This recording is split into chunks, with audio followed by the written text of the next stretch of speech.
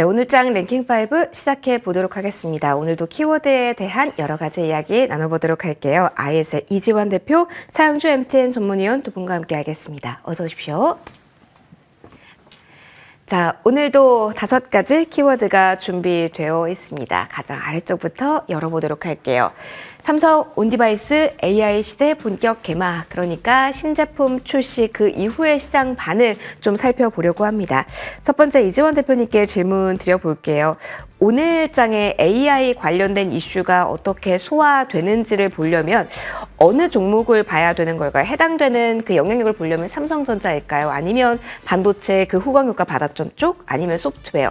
그리고 어떻게 지금 반응이 나오고 있다라고 보시는지 궁금합니다. 일단 이제 사실 기대감보다는 주가가 조금 저조했죠. 1월 초에 좀 저조했고, 지금 현재 AI 반도체와 AI와 관련되어 있는 종목은 사실 미국은 상당히 주가 흐름이 좋은데 반해서 우리는 조금 디커플링이 좀 나 있습니다.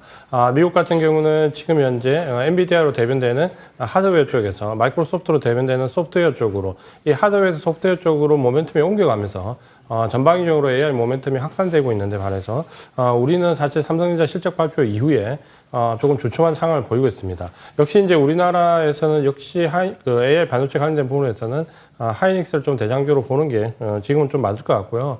다만 이제 지금 현재 수급적으로 우리가 조금 꼬여 있고 삼성전자 4분기 실적 발표가 예상보다 좀 저조했다는 것. 그리고 삼성전자 블록딜 물량도 지금은 상당히 조금 부담이 좀 되었습니다. 그러니까 이런 부분들이 수급과 단기 모멘텀이 합쳐지면서 어떻게 보면 주가 흐름이 지금은 좀 조정권에 들어와 있었는데 오늘 하이닉스가 모처럼 이제 반등이 좀 나옵니다.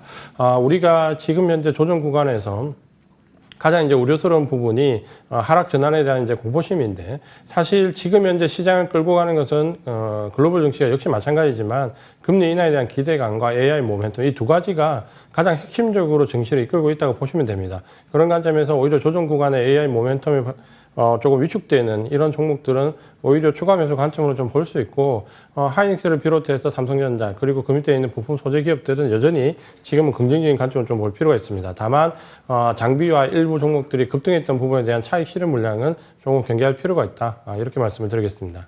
그러면은 오늘 자리에서 SK 하이닉스가 반등이 나왔다는 의미 자체도 크다고 볼 수가 있을까요? 일단은 이제 반등이 나와야 되는 자리고요. 네. 사실 엔비디아가 지금 현재 신고가를 갱신해서 나가고 있고, 어제는 AMD 같은 경우가 8% 이상 급등을 하면서 전반적으로 AI 모멘텀을 받는 반도체 종목들이 시세를 분출하고 있는 시점에서 사실 하이닉스가 이렇게 조정을 많이 받는 것은 상식적으로 그렇게 디커플링이 합리적이진 않습니다.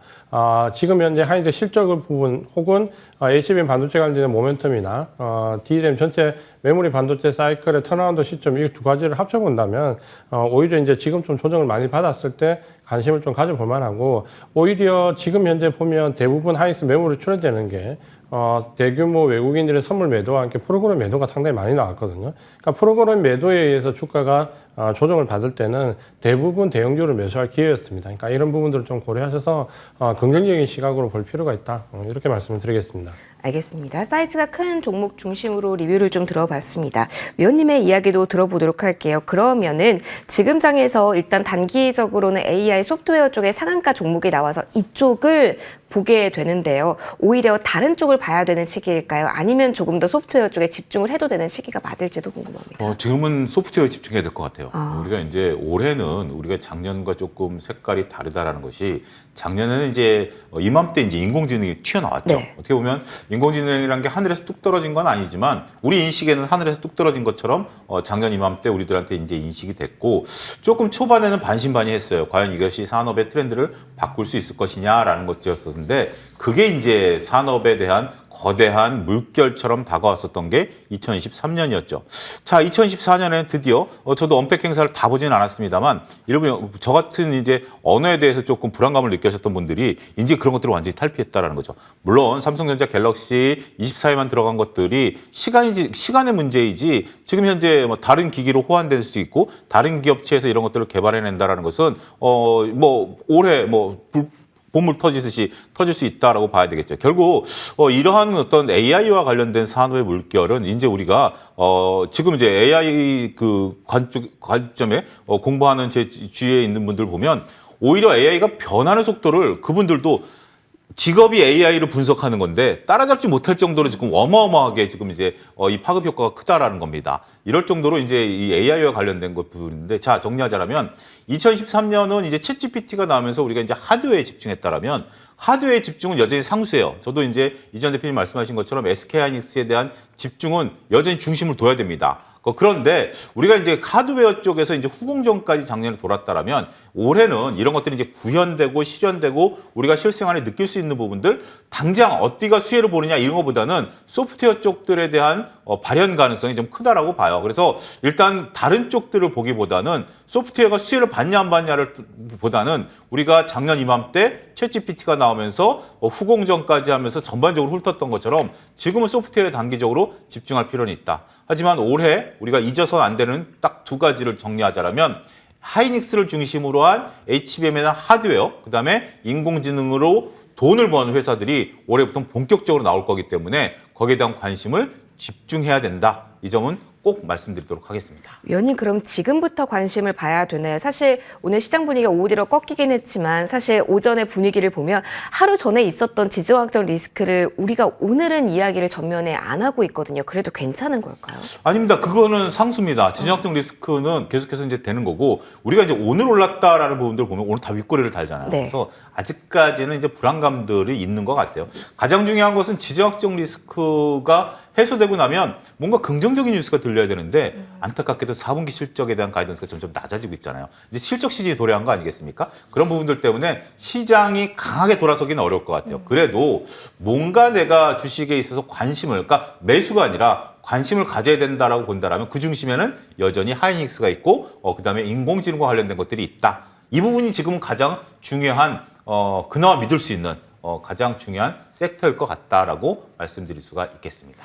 당장 오늘 내일이 아니라 조금 더 길게 봤을 때 어느 쪽을 바라봐야 되는지에 대한 이야기까지 들어봤습니다. 그러면 조금 더 기술적인 이야기를 여기서 해보도록 하죠. 4위로 넘어가도록 하겠습니다. 2차 전지 이야기를 할 텐데요. 이게 궁금합니다. 먼저 첫 번째 질문 이지원 대표님께 드려볼게요. 지수가 과매도 구간인가요? 그리고 2차 전지주 역시 그 영역에서의 단순 반등일지 궁금합니다. 오늘 지금 이 시간 기준으로는 윗꼬리가 달리면서 하락 전환한 쪽이 많아서 시선 정리가 꼭 필요할 것 같아요. 지금 어떻게 봐야 될까요? 일단 이제 어제도 낙폭이 좀 있었고 오늘 장 초반에 좀 강했는데 좀 밀렸습니다.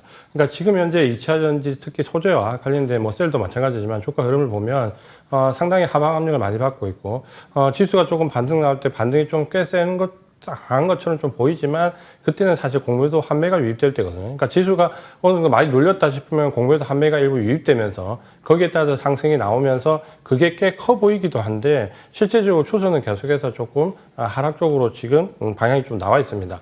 우리가 2차 전지 셀이나 소재와 관련돼서는 1분기는 조금 제가 계속 보수적으로 보자라고 말씀을 드리는 거는 결국 이제 두 가지 모멘텀이 있는데 하나는 결국 테슬라를 비롯해서 전기차들이 대부분 1분기에 실적 가이던스가 하향 조정됐다는 것. 이게 사실 전방 산업에 대한 부담감이 분명히 있다라는 것이고 두 번째는 리튬 가격입니다. 리튬이 최근에는 그 키로당 한 80위안까지 좀 반등이 나왔다가 혹은 80위안 윗대에서 조금 어느 정도 반등의 기운이 보였는데 문제는 이제 하락폭이 좀 줄어들기는 했지만 이게 지금 반등이 나온다라고 보기가 좀 어려울 정도로 다시 되밀리거든요. 그러니까 지금은 리튬 가격이 어느 정도 회복하는 모습이 보여야 2차 전지 소재 기업들도 어느 정도 상승 탄력이 구조적으로 만들어질 수 있는데 지금은 리튬 가격이 생각했던 만큼 상승폭이 크지 않고 오히려 하방 압력을 좀 받습니다. 아마도 리튬 가격이 2월이나 3월 중에 아마 저점을 좀 찍을 것 같은데 그렇다면 그때까지는 역시 보수적인 관점으로 좀 볼 수밖에 없습니다. 그래서 지금은 작년에 우리가 한 해 동안 2차 전지 EV 관련돼 있는 쪽에서 캐펙스 투자가 굉장히 많았기 때문에 기대치는 분명히 있는데 밸류와 관련된 부분과 이 밸류에 관련된 부분이 해소되는 과정은 적어도 이번 1분기까지는 좀 거쳐야 될 것으로 보여지기 때문에 1분기에는 조금 더 보수적인 관점으로 보자라는 관점으로 말씀을 드리겠습니다. 그러면 대표님, 저희 1차적으로는 리튬 관련주의 추이에도 관심을 집중해야 될지도 궁금하고요. 사실 엔켄가 같은 경우는 리튬 말고도 다른 연결고리가 있긴 하지만 유독 연초 이 2차 전지 변동성에도 꿋꿋하게 오름세를 보이고 있어서 이런 종목이 있다라는 점에서 우리가 힌트를 얻을 부분이 없는지도 궁금합니다. 아무래도 이제 지금은 아마 그 같은 섹터 내에서도 차별화를 시도하는 부분이 분명히 나올 겁니다.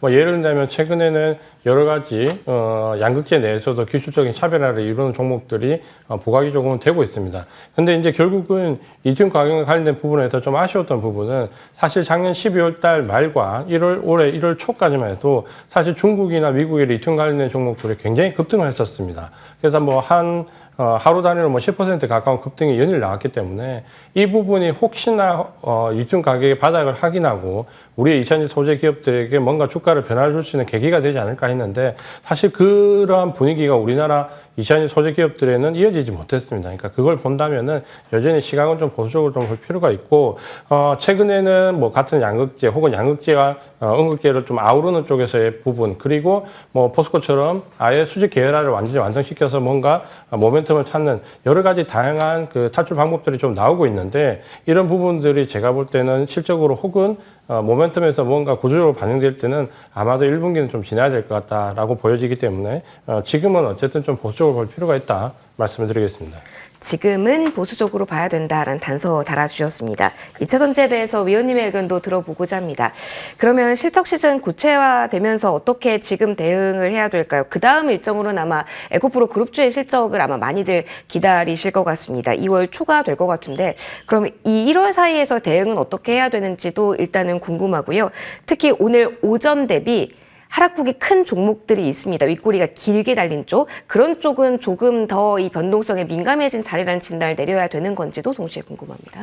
이게 참 우리가 2차 전지 같은 종목들은 실적은 아직 몰라요. 우리가 이제 에코프로 그룹들에 대한 실적은 모르지만 2차 전지에 대한 시각은 이제 극명하게 갈리고 있죠. 나름대로 긴 호흡으로 보시는 분들도 있고 이제 실적을 체크하자라는 분들이 있는데 전체적으로 저는 뭐 2차 전지를 MTN에서 작년 하반기부터 말씀드렸던 게 차트가 모든 것을 말해준다라는 거예요. 그러니까 이제 우리가 차트를 그러니까 이제 추종하시는 분들은 차트에 모든 것이 녹아 들어가 있다라는 주장, 이제 근본적인 믿음으로 이제 시작을 되는 거죠. 근데 모든 기업들의 차트에 모든 내용이 다 들어가 있는 건 아닙니다. 하지만 저는 이제 반도체라든지 2차 전지 같은 경우 이런 경우에는 투자자라면 모두가 관심을 갖고 있죠. 그러면 이런 것들에서 투자자들이 모르는 내용들이 여기에 반영될 가능성은 거의 없다라고 봐야 되겠죠. 그런 논리대로 본다라면 시장에 모든 것이 녹아 들어가 있죠. 그러면 자, 우리가 이제 에코프로 그룹주들이라든지 2차 전지를 일봉으로 보면 약간의 변동성이 보이지만 주봉으로 놓고 보면 최근에 변동성이 안 보여요. 거의 변동성이 없습니다. 주봉으로 놓고 보면 변동성이 없고 그냥 흘러내리는 듯한 모습이에요. 그렇다고 해서 이게 플랫하게 서 있는 게 아니라 흘러내리는 모습들을 보고 있다면 많은 분들이 실적보다는 지금 2차 전지를 어떻게 하면 줄여나가려고 하는가라는 모양들이죠. 2차 전지 입장에서 본다면 외적인 변수를 보면 공매도가 금지되어 있는 상태이고 여러 가지 이제 뭐 부양책들도 나와 있고 이번에 금투세 폐지까지가 나오지 않았습니까? 그런 얘기까지 나왔음에도 불구하고 반응을 못 한다라면 여기에 실적이 어떻게 나오냐? 실적은 지금 이전 대표님 말씀하신 것처럼 우리가 기대치는 지금 뭐 높일 수 없는 상태예요. 여기서 기대치까지 실적마저 낮아지게 된다면 어떻게 될까요? 여기서 반등의 트리거는 나타내기 쉽지 않다라는 거죠. 자, 여기서 그러면 가장 중요한 것은 원자재 가격이 올라가는 것도 중요하지만 전방 산업인 자동차가 팔리는 것이 가장 중요하겠죠. 자동차가 팔리면 원자재 가격이 떨어지든 말든 뭐 만들어서 팔면 되는 거 아니겠습니까? 근데 이번에 강추위에 중국과 미국에서 한번 전기차가 난리가 지금 나지 않았습니까? 저도 이제 테슬라 국내에서 모시는 분들, 여러분들 잘 아시는 분이 테슬라를 모시는 분인데 이제 방송에 많이 나오시는 분인데 그분이 사시는 곳이 경기도거든요. 근데 굉장히 좀 추운 지역이에요. 근데 그분 같은 경우 아침에 충전해놓고 시동을 걸려면 배터리가 50%밖에 안 남았다. 뭐 이런 얘기인 거죠. 이것은 배터리가 갖고 있는 기본적인 내용이에요. 기본적인 내용인데 이런 것들이 그러니까 이제 제가 왜 이것을 굳이 거론하냐면 사시고 싶은 분들은 산 다음에 저같이 아직까지 전기차에 대해서 조금 고민이 있는 사람들이 살려고 하는 마음을 접게 만드는 하나의 요소가 된다라고 볼 수 있겠죠. 그런 부분들까지 겹치게 된다라면 2차 전지 관련주들은 일단은 조금 우리가 너무 적극적으로 볼 필요는 없다. 2차 전지가 안 된다라는 게 아니라 지금 이제 재반 악재들을 반영하는 거예요. 기대감이 컸는데 오히려 기대감이 큰 만큼 실망감이 조금 있는 그런 상태인 것 같아요. 그렇지만 앞으로 우리가 이제 환경 문제라든지 물론 이제 미국의 대선에 따라서 달라질 수 있긴 하겠습니다만 환경 문제라든지 이런 것들이 불거지면서 트럼프도 또 대통령이 된 다음에 또 마음이 바뀔지도 모르는 거 아니겠습니까? 그렇게 된다라면 중기적으로 보면 모르겠어요. 하지만 단기적으로는 변동성이 일단은 좀 나타날 가능성 우리가 대비를 해야 되는 시점이지 이게 바닥이다. 이제부터 모아가자라고 얘기하기에는 글쎄요. 그런 논리를 붙일 수 있는 뉴스들이 조금 별로 없다라는 것이 안타까운 현실이지 않을까 말씀드릴 수 있겠습니다. 그러면 호재성 재료에도 당분간 반응이 크지 않을 걸로 정리를 하면 될까요? 사실 2월에 보조금 관련해서 무언가 구체화되면 한 번 더라는 생각을 하실 것 같았어요. 그럼에도 뉴스의 반응은 지금은 조금 더 낮게 봐야 될까요? 보조금과 관련해서는 우리가 가장 큰 불안은 트럼프 대통령이에요. 트럼프 전 대통령이 지금 이제 아이오와에서 지금 이겼죠. 네. 그다음에 이제 또 한 군데 이제 또 하고 있고, 그러면 5월달 정도 되면 어느 정도 공화당의 윤곽이 드러날 거거든요. 그리고 이제 트럼프 대통령의 가장 큰 아킬레스건이 사법 리스크도 올 봄이면 이제 해결이 이제 결정이 납니다. 결정이 나기 때문에 지금 트럼프 대통령은 대놓고 IRA법을 없애겠다라고 하는 거 아니겠습니까? 그런 부분들을 보게 된다라면 우리 입장에서는 국내에서 이제 리튬 가격에 대한 부분들도 보고 있습니다만 그러니까 정치적인 리스크, 올해 선거가 굉장히 많아요. 우리도 이제 총선 이후에 또 여러 가지 또 정책이 또 바뀔 가능성도 있지 않겠습니까? EU도 그 의회 선거도 있고요. 이런 부분들을 고려 안 할 수 없는 한 해이다라는 점 말씀드리도록 하겠습니다. 정책적인 이야기 그리고 그 시기도 잘 생각해 놓으셔야 될 것 같습니다. 저희도 잘 체크해 놓고 그에 따른 반응들 살펴드리도록 할게요. 3위 이어서 확인해 보도록 하겠습니다. 수출 기대감입니다. 화장품주에 대한 이야기를 할 건데요. 그럼 대표님 먼저 받아주세요. 화장품주가 오늘은 작은 종목뿐만이 아니라 대형주까지도 갑니다. 그런 맥락에서 지금 이 4분기 공개되는 실적 시즌 파고를 넘을 만한 대안책으로 더욱더 화장품에 대한 입지가 강화될 가능성도 있을까요?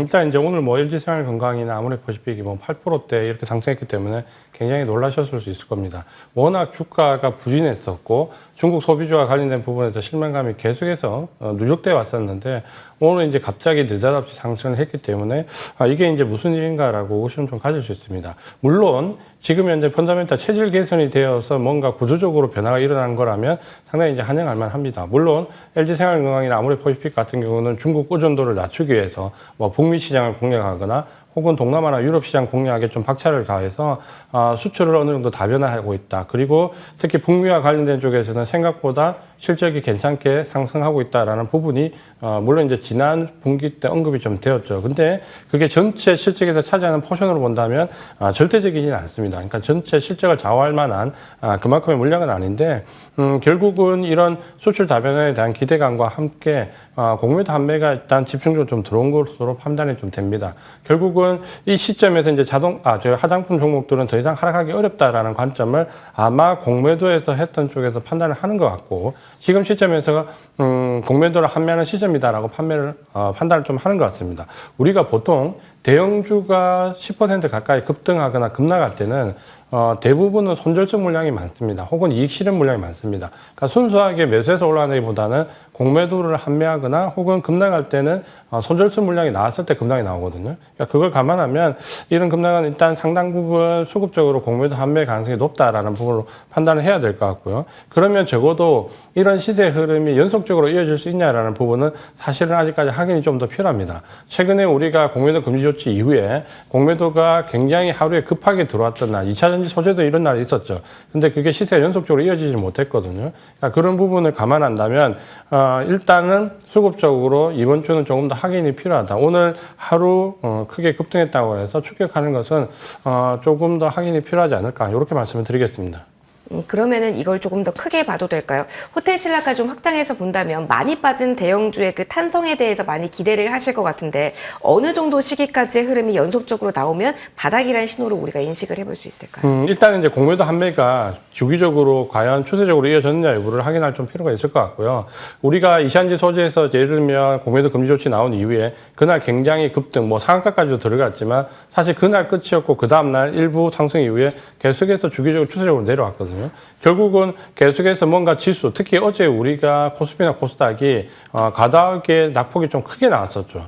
그러니까 대량의 외국인 선물 매도에 의해서 대형주들이 집중적으로 하락했는데 만약 공매도를 한 쪽에서는 이런 기회를 판매할 수 있는 하나의 기회로 생각을 분명히 할 겁니다. 그러니까 어제 같은 급락이 나왔을 때 분명히 공매도 판매가 들어올 거고 이런 부분은 오늘 이시안지 소재가 장 초반에 강했던 경우도 역시 마찬가지라고 보여집니다. 그러면 이 공매도 판매가 실제로 신규 매수로 이어질 수 있는 추세를 확인하기 전까지 수급적인 추세를 확인하기 전까지는 지금 당장 너무 빨리 급하게 접근할 필요는 없어 보입니다. 알겠습니다. 어떻게 속도 조절해야 되는지에 대한 팁까지 받아봤고요. 위원님의 의견도 들어보도록 하겠습니다. 화장품에 한정해서 지금도 접근이 유효하다라는 시각을 주실지 아니면 실적 본다면 다른 쪽을 지금은 신규로 봐야 되는 건지 타이밍 좀 저울질해 주세요. 요즘 엇박자가 나면 워낙 힘들어서요. 일단 우리가 주식 투자에 있어서 가장 좋은 호재는 실적 호조죠. 실적 호조는 뭐 주식 시장에 있어서 어떠한 위치에 있든지 간에 가장 좋은 겁니다. 이재현 대표님 말씀에 저도 굉장히 이제 공감을 하는 것이 지금 이제 화장품주들이 실적이 개선이 되고 있어요. 더군다나 이제 중국 쪽에서도 조금 이제 바닥은 좀 찍었다라는 인식이고 중국 외에 탈중국을 외치고 있는 쪽에서 화장품들이 팔리고 있죠. 공매도 세력들이 가장 두려워하는 게 실적 호조입니다.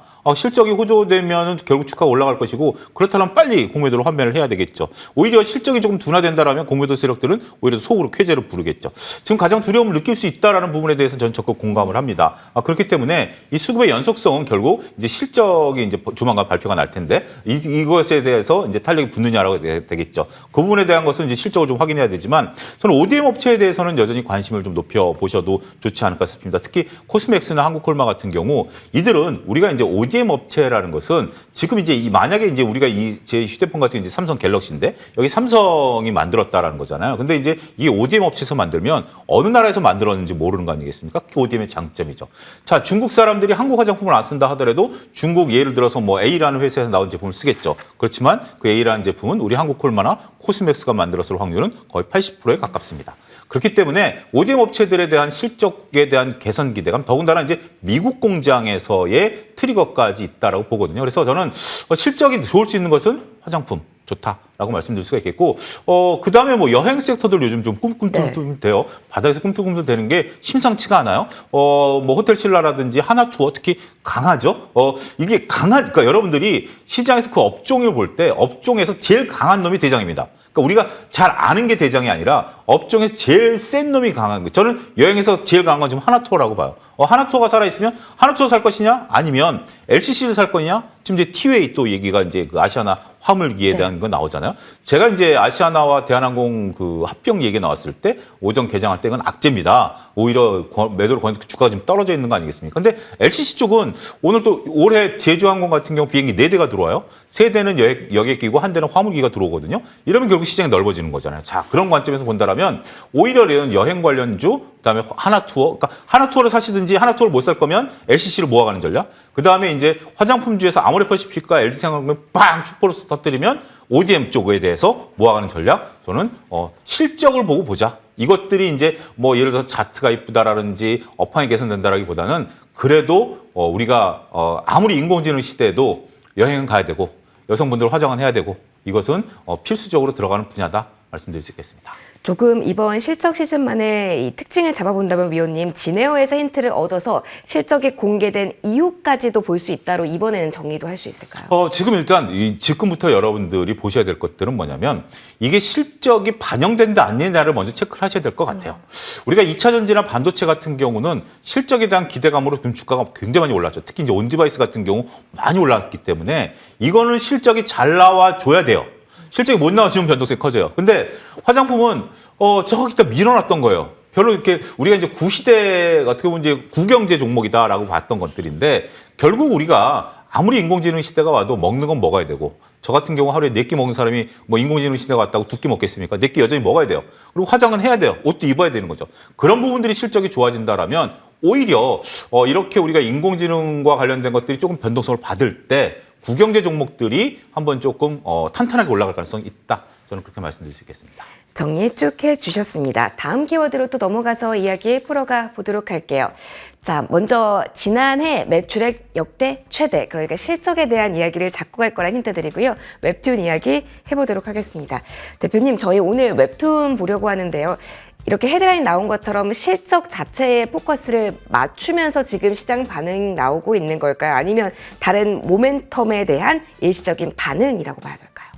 이제 둘 다라고 좀 보여지고요. 일단 웹툰 자체에 대해서 그렇게 실적이 박하진 않습니다. 지금 네이버가 공격적으로 웹툰 관련된 부분에 시세를 확장했고, 특히 뭐 북미와 관련되어 있는 쪽에서 웹툰 업체들을 공격적으로 M&A를 하면서 흡수 합병을 했고, 웹툰에 들인 공이 상당하기 때문에 네이버 카카오를 중심으로 해서 이쪽은 성장성이 어느 정도 확보가 되어 있고, 특히 작년, 재작년 어려울 때 임수합병을 했던 부분들이 아마 향후에 시너지 효과가 좀 크게 날 수 있습니다. 그러니까 이런 구조적으로 성장하는 부분도 분명히 있는 것 같고요. 또 한 가지는 오늘 그럼에도 불구하고 사실 주가가 큰 폭으로 올랐던 것은 중소형 종목들이거든요. 특히 이제 DNC 미디어 같은 경우가 급등했다가 지금 이제 외구를 좀 달았는데 가장 큰 이유가 이제 관련되어 있는 콘텐츠가 뭐 우리가 속칭 얘기하는 대박을 쳤다.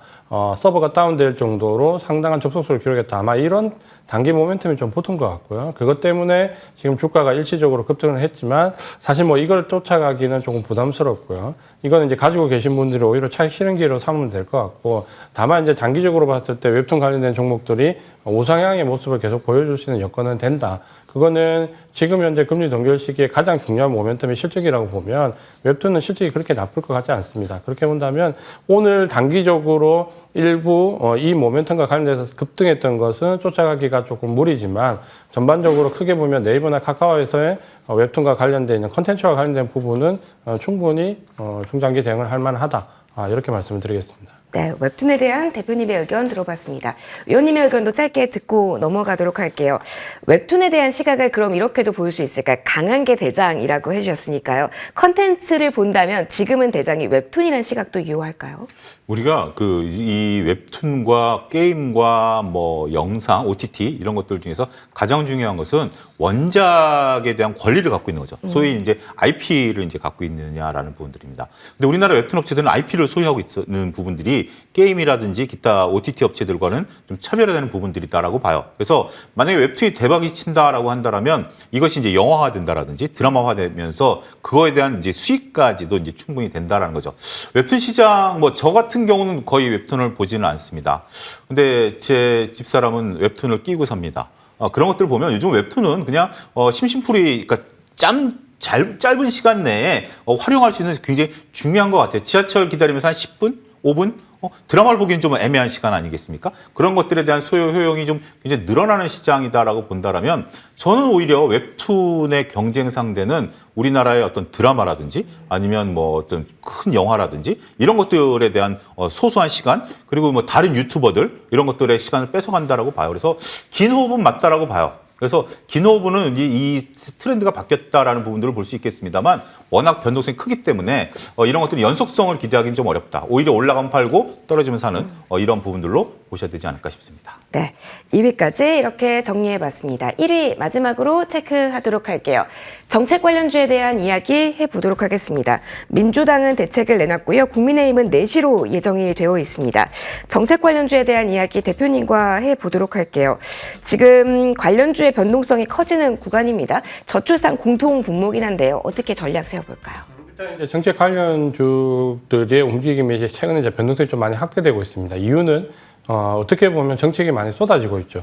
특히 이제 4월 총선을 앞두고 여야 할 것 없이 많은 정책을 쏟아내고 있기 때문에 여기에 따라서 주가의 변동성은 분명히 나오고 있습니다. 다만 시세 연속성이 이제 갈수록 좀 짧아지는 경향이 지금 나오고 있고, 우리가 보통 그 정책과 관련된 종목은 맞서는 종목의 급락은 조심하라라고 말씀을 드리지만 정책 수혜주는 길게 가지 말라는 얘기를 많이 드립니다. 그러니까 이유는 보통은 혹은 어떤 그 법안이나 정책적인 입안이 없이 먼저 선발표되는 경우가 많기 때문에 향후 발표됐던 내용과 뒤쪽에 실제 법안되는 내용이, 입안되는 내용이 상당히 달라지는 경우가 많기 때문에 이런 부분에서 먼저 나왔던 부분에 대해서 주가가 반응을 하고 나면 쫓아가는 것은 최근에 정책 관련된 종목들 흐름에서 상당히 좋지가 않았습니다. 이걸 좀 참고하시고, 반대로 이제 정책 관련된 종목에서 맞서지는 말라는 부분은 주가 급락을 유발할 수 있기 때문에 상당히 유효하죠. 그래서 정책 관련주들은 그 종목을 편입하기보다는 편입하지 않는 종목에 대해서 오히려 더 판단의 기준으로 삼으시는 게 좋지 않을까, 이렇게 말씀을 드리겠습니다. 알겠습니다. 그럼 정책주에 대해서 위원님의 의견도 짧게 듣고 마무리하도록 하겠습니다. 5월이니까 임박해 오고 있잖아요. 시기상으로 그럼 어떠한 시선으로 지금 우리는 정책주를 보는 게 정답지에 가까울까요? 정책주는 계속해서 움직일 것 같아요. 뭐 심지어 이런 분도 저는 주위에서 봤습니다. 지금 그 총선에 영향력을 미치시는 분들 있잖아요. 이런 분들 관련주를 일단 다 사놓는 거예요. 그게 이제 순환매가 이제 돌 거라고 보는 거죠. 그것도 참 어떻게 보면 그분도 참 아이디어인 것 같아요. 예를 들면 뭐 여당이 한번 돌고 야당이 한번 돌고 뭐 이런 그런 것들. 근데 중요한 것은 이 전 대표님 말씀하신 것처럼 이 텀이 점점 빨라진다라는 거예요. 과거에는 이게 정보의 유통 속도라는 게 굉장히 좀 더뎠기 때문에 이게 좀 연속성이 있었다라면 일단 치고 빠지기가 좀 나야죠. 지금 저출산 정책이 나온다? 이미 이건 시장에 반영된 거예요. 어떤 내용이 나오든지 간에 이것은 우리가 이제 짧게 치고 빠져야 되는 것 같아요. 근데 이제 이것은 어떤 싸움이냐면 어떤 것들이 정책이 나올 때 직관적으로 어떤 종목, 그러니까 예를 들면 이런 거죠. 우리가 북한이 미사일 쐈다? 묻지도 따지지도 말고 빅텍을 사야 되는 것처럼 우리가 정책 어떠고 나왔다? 그러면 이제 그것을 묻지도 따지지 말고 사고 빠지는 전략 이런 것들을 봐야 될 것 같아요. 정책이라는 게 참 오묘합니다. 지금 오늘 저도 좀 오다가 깜짝 놀란 기사를 봤는데 우리가 이제 김포를 서울과 편입한다라는 거 있었습니다만 그 법안이 이제 자동 폐기될 가능성이 있다라면서 여당에서도 머쓱해졌다라는 기사예요. 그러니까 그때 당시 이제 김포 편입 관련된 주가들도 많이 오르지 않았습니까? 결국 이런 것처럼 우리가 테마인데 직관적으로 움직일 수 있는 테마를 직관적으로 대응해야 된다. 이렇게 정리해드리도록 하겠습니다. 네, 이렇게 오늘장 랭킹5 마무리 짓도록 할게요. 이지원 대표, 차항주 위원과 함께했습니다. 고맙습니다.